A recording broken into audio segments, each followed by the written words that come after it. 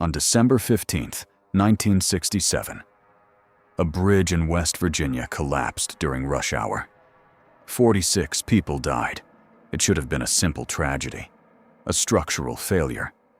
Old steel. Too much weight. Bad luck. But for 13 months before that bridge came down, the people of this town had been reporting something.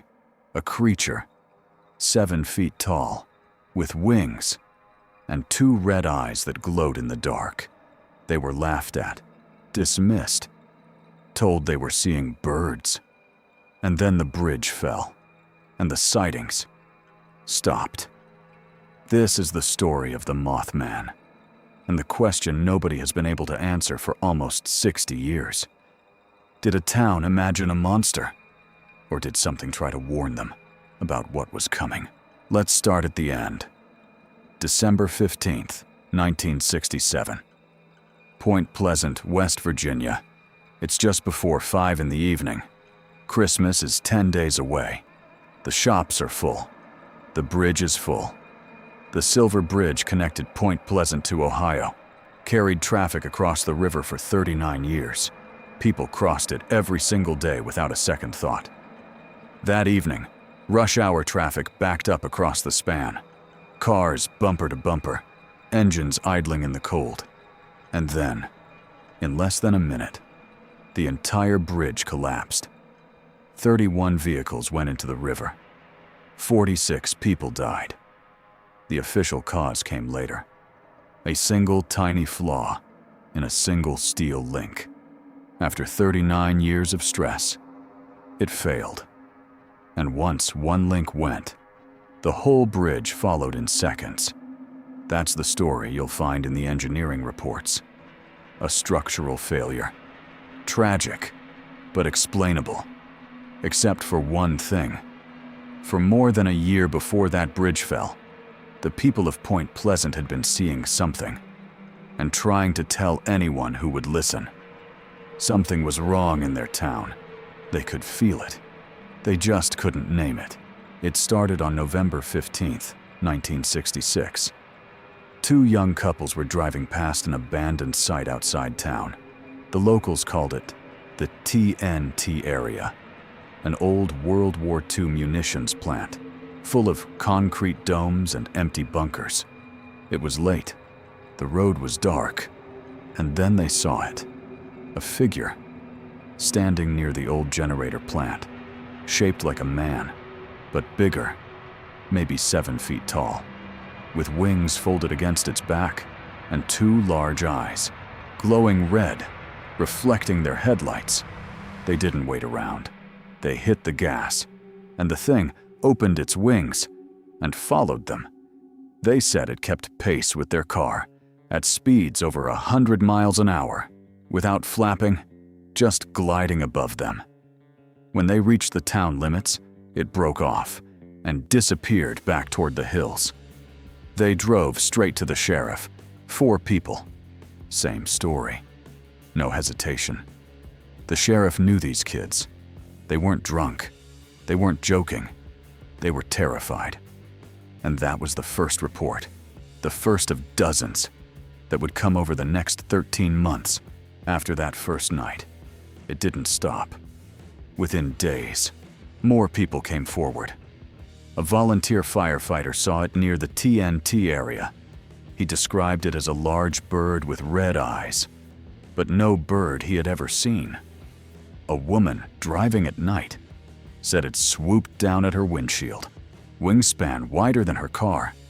A man working late watched it perch on top of a building, then rise straight up into the air.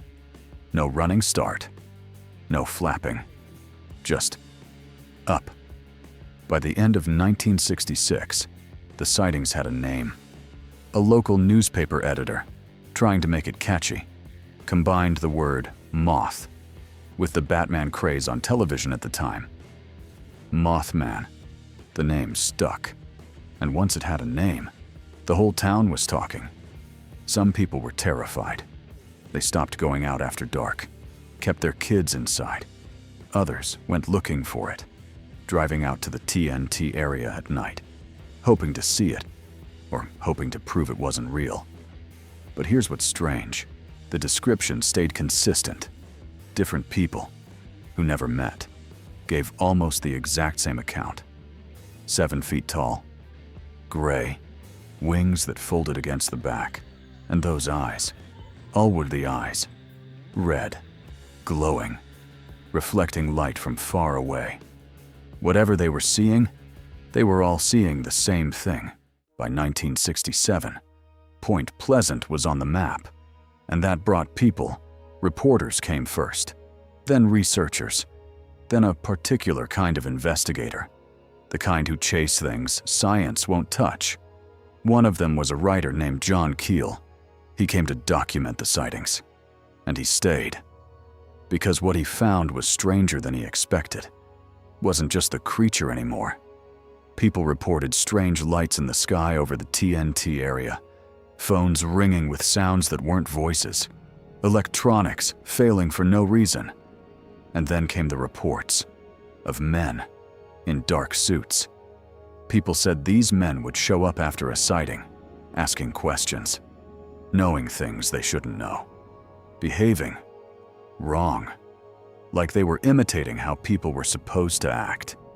Keel called them the Men in Black.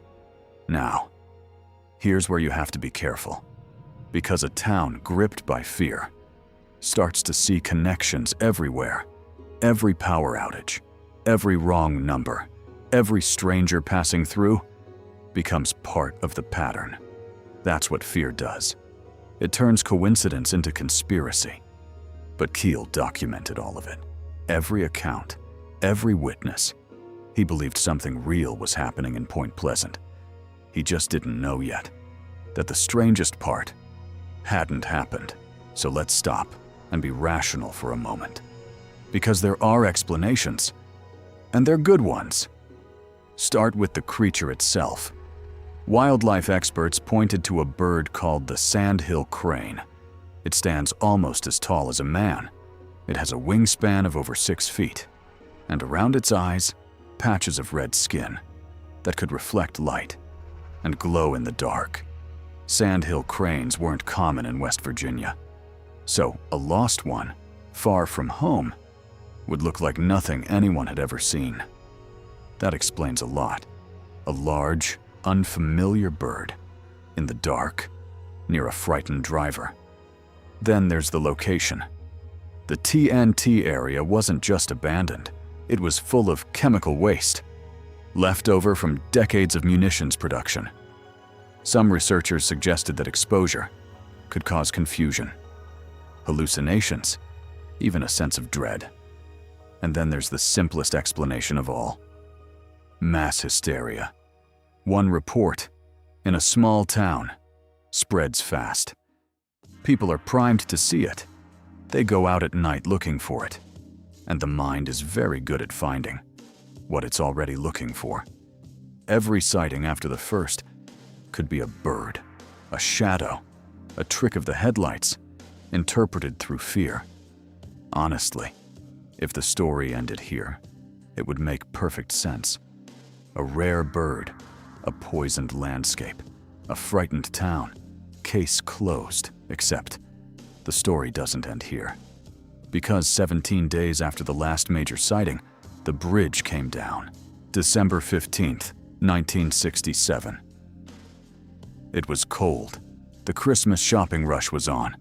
The bridge was packed. Rush hour, bumper to bumper. At 39 years old, the Silver Bridge was carrying more weight than it was ever designed for.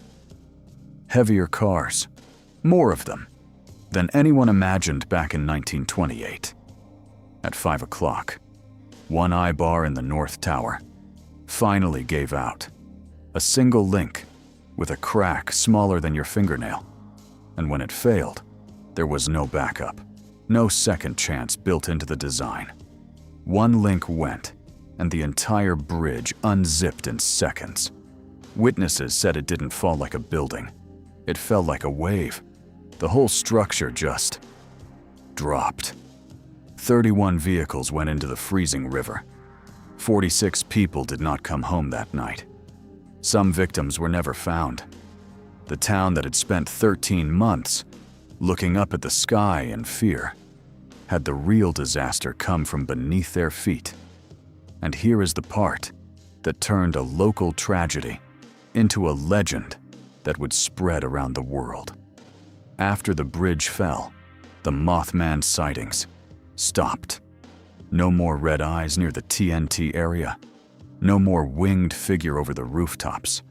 Whatever it was, however you explain it, the thing that haunted Point Pleasant for over a year was never reliably seen there again. It was as if whatever it came to do or came to witness was finished.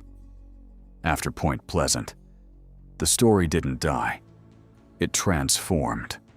Because once the connection was made between the creature and the disaster, people started looking backward and forward. Some claimed the Mothman wasn't a monster at all, but a warning, a presence that appears before catastrophe. And once you plant that idea, you start finding it everywhere.